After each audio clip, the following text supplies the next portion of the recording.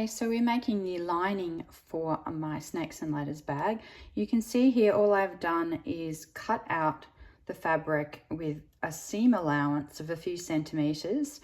Now with the long strip, I've actually made two pieces because I was using a scrap of material that I'm going to sew together. You see that the yarn is still attached because I've still got to join the gusset to the bag, and there's the other one. So that is step one. Before you join the bag together, you can pin. You can see on this one that I've pinned it, and you cut out a rectangle giving a seam allowance so you've got space to sew those seams. And next I'm going to show you how to sew everything.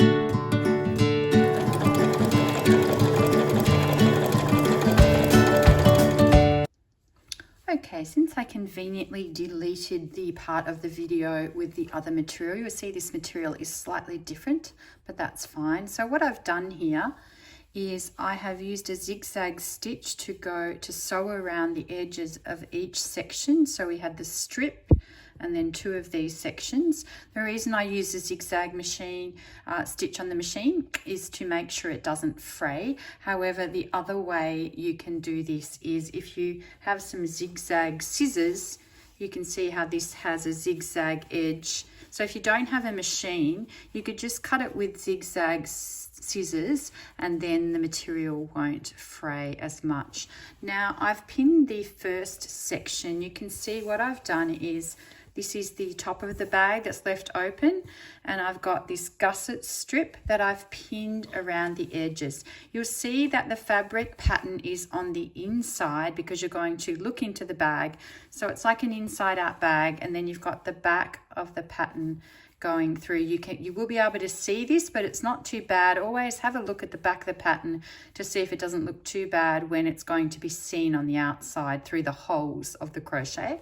So what I've done first is to pin this around here, and then I'm going to machine sew this on. Just be a little careful at the corners where it can pucker up a bit, and just go very slowly around the corner. Stop at the corner, turn your machine and keep going. Now if you want to hand sew, you can hand sew, okay? It's fine. You just get a needle and thread and just hand sew around the three edges here. So you've sewed this gusset on. So that is the next step, and I'm going to turn off the video now and have a look at after when I've sewed this section, and then what we'll do is pin on the next section. Always pin.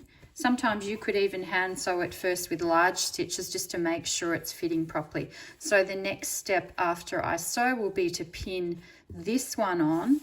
So then you're looking in the bag like this, and then you're going to be putting it into the bag and sewing it on. So I'll see you in a minute after I've attached the first side to this middle gusset strip. Right, so this colour doesn't stand out quite as much as the other one, but you see that I've now sewn that seam. So if we were looking into the bag, we would see this. So we've got the three sides, we've got this strip sewn on like that, and now we're going to put the second side on top with the pattern facing inwards, of course, because we want to be able to look inside the bag and see the nice pattern on the inside of the bag. And then again we're going to pin around the three same edges, leaving the top section open here. So we'll pin around and then sew the second one, and just got to be really careful with this second one to not catch on the bottom, on the underneath section. So we'll pin that around. I'm going to do it fairly roughly, so pinning the edges. I do want to be careful again at the corners, so when I'm sewing I will actually stop the machine, turn the work around so we go along the bottom there, and just be very careful. Now I would normally sew about where I'm putting the pins. It's probably about ½ an inch from the edge, or about 3/4 of a centimetre. So then I will continue to pin around there, and then you'll see that it looks like this. So we're just making a bag that we're putting into the bag. So I would rejoin you again when I have finished sewing the second one. And as I said, be careful when you sew this to keep it right away from the back part there, because you want this whole bag part to be fully open. See you in a minute. Right, so now we've finished sewing both the front and the back, and we can look inside. And what we're going to do next is put it into the bag, turn the top over, and hand sew the top section to the top of the bag. And that will go back to my original material because I didn't delete the rest of the video. Yay! Okay, so now we have the finished bag, and then we have the material inside out finished bag. So what we need to do is pick this up and place the inside out bag inside the crochet bag, and then kind of push down a bit. Now this time, sometimes I make the inside too small, but this time I've probably made it slightly large, but I think that slightly large is probably better than too small. So what I'm going to do now that I've sort of put that in fully, we're going to turn over this section here, and we're going to leave a little space at the top because I'm going to put the magnetic clasp there, and it's good to have a bit of room inside the bag.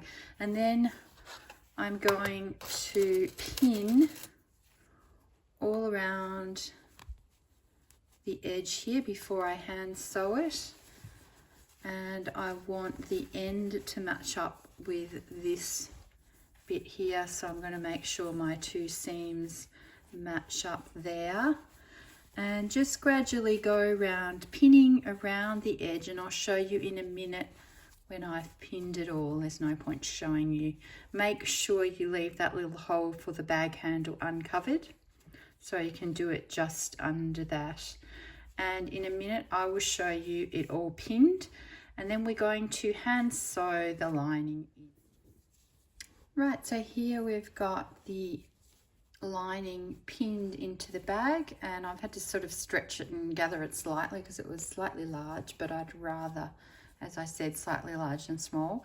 Now I'm just going to hand sew it along here, and if you put the magnetic clasp on there so this is how I'm sewing it on. It's just doing tiny stitches and trying to make it invisible at the top there, nearly invisible. So you're just going through like this and hand sewing that lining on. You could use the machine, but I don't really want it to show through as a seam on the other side. So if I hand sew it just on the inside here with pretty small stitches in a very white or neutral cotton, you won't see it. So I'll continue just sewing that along, and then I'll show you at the end what it looks like. Happy hand sewing, and attach your handles to the edge there, then your bag will be finished. Thanks for watching.